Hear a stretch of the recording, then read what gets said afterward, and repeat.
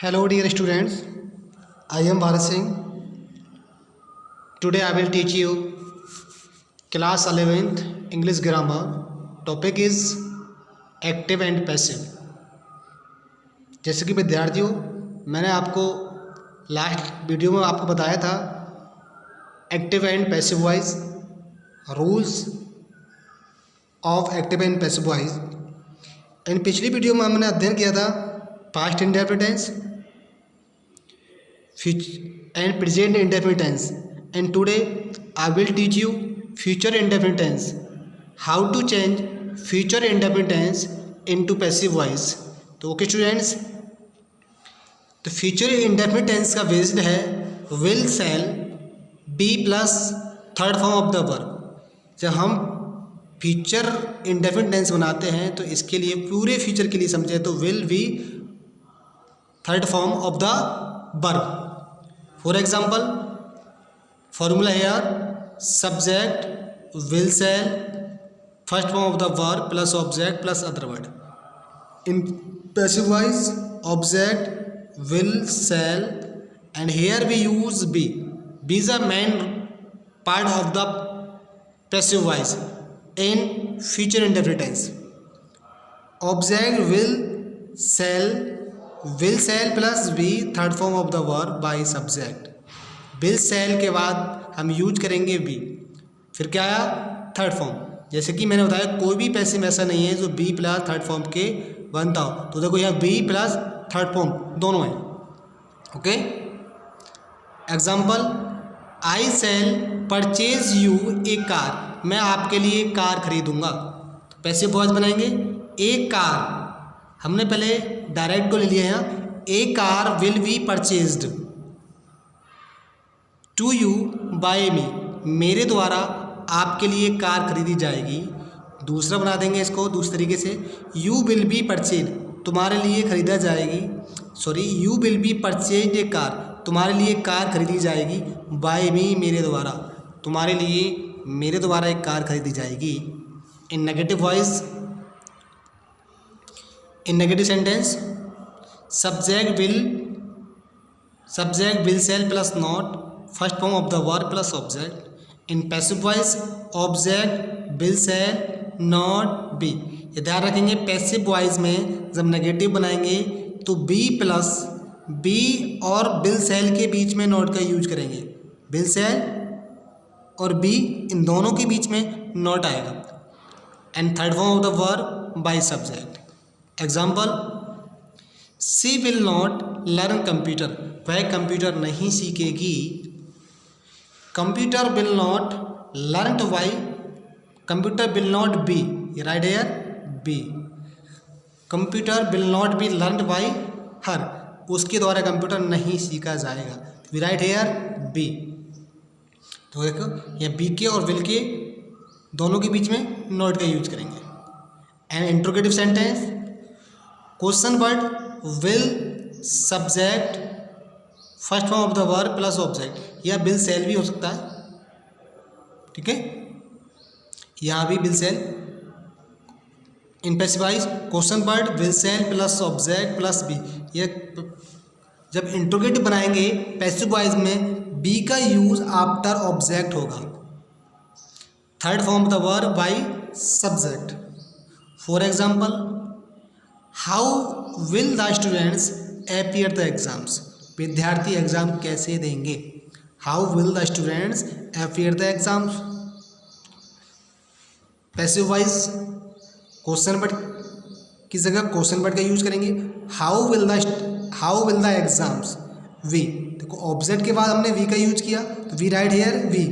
How will the exams be appeared by the students, विद्यार्थियों द्वारा exam कैसे दिए जाएंगे। Okay students, now present continuous tense. Present continuous tense,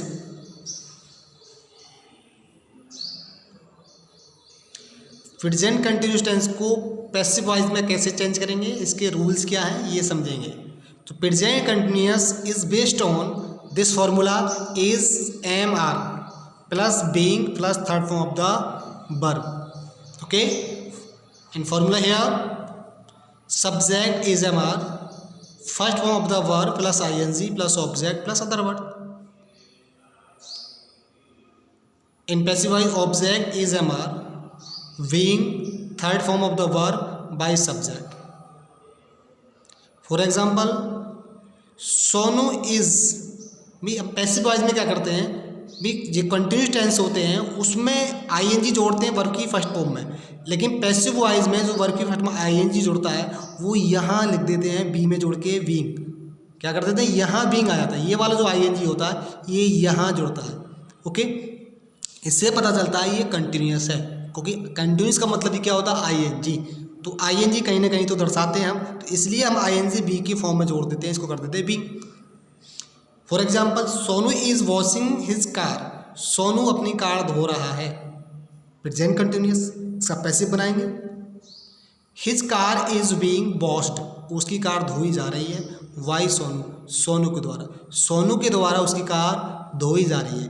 अब negative बनाएंगे तो नेगेटिव को मैं आपको यही समझा देता हूँ, इज एमआर के बाद नॉट का यूज करेंगे। जब भी नेगेटिव बनाएंगे active voice and passive voice तो be use not after is am are. Is am are is a helping verb of active voice and passive voice. In negative, for example, players are not taking a rest in the hotel, खिलाड़ी hotel में आराम नहीं कर रहे हैं, passive बनाएंगे।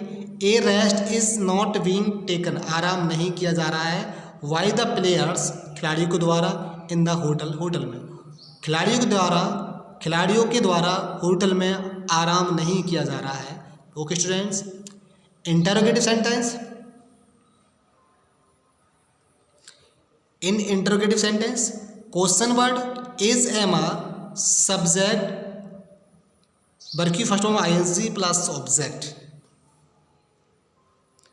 इन passive voice same, question word in place of question word is am are, object being third form of the verb by subject. ये double interrogative का फॉर्मूला है। जब हम इसको सिंपल का बनाएंगे तो क्या करेंगे, सिर्फ हम क्वेश्चन वर्ड को हाइड कर लेंगे, तो ये सिंपल इंटरोगेटिव का फॉर्मूला बन गया। Okay, for example, why are you abusing me, आप मुझे गाली क्यों दे रहे हो। Passive voice question word in place of question word, why am I, I के साथ हमेशा एम आता है तो इसलिए क्या है एम, क्योंकि यहाँ ऑब्जेक्ट क्या मी का सब्जेक्ट क्या होता है I. Why am I being abused by you, आपके द्वारा मुझे गाली क्यों दी जा रही है। अब इसको सिंपल बनाएं, जैसे कि हमने यहाँ इसको सिंपल बनाया था क्वेश्चन वर्ड हाइड करके, ये फॉर्मूला था। इसी को अगर हम एग्जाम्पल में सिंपल इंटरोगेटिव बनाते हैं तो क्या करते हैं, हम सिर्फ क्वेश्चन वर्ड को हाइड कर लेंगे, तो ये सिंपल इंटरोगेटिव सेंटेंस बन गया। जैसे आर यू एब्यूजिंग मी, क्या आप मुझे गाली दे रहे हो। Am I being abused by you, क्या आपके द्वारा मुझे गाली दी जा रही है। अब इसका बनाते हैं हम हु के साथ। जैसे कि मैंने आपको प्रेजेंट इंडेफिनिट में एक हु का एग्जाम्पल दिया था, हु का फॉर्मूला बताया था, तो ऐसे हम डायरेक्टली यहाँ एग्जाम्पल दे रहे हैं। Who is calling me, who is calling me, मुझे कौन बुला रहा है।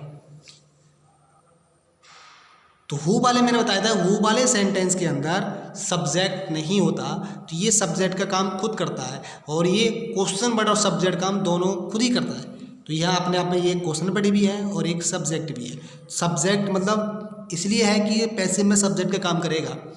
हु का मतलब होता है सब्जेक्ट के बारे में जानकारी लेना। तो हु इज़ कॉलिंग मी, मुझे कौन बुला रहा है।